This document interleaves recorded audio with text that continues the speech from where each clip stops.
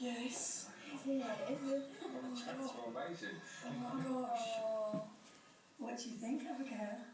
Brilliant. It's really, really nice. Thank you. Really, really nice. Because it was quite young before, wasn't it? It was kind of a bit babyish. And then not young ladies now.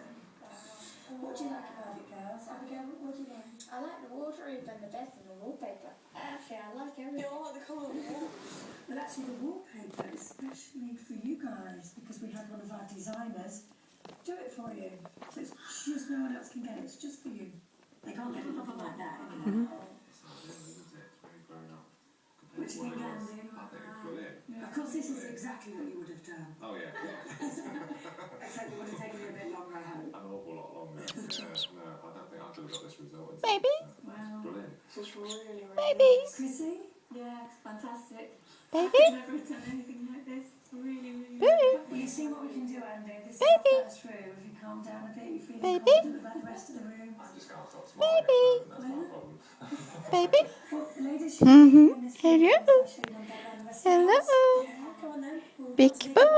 Thank you. Mm.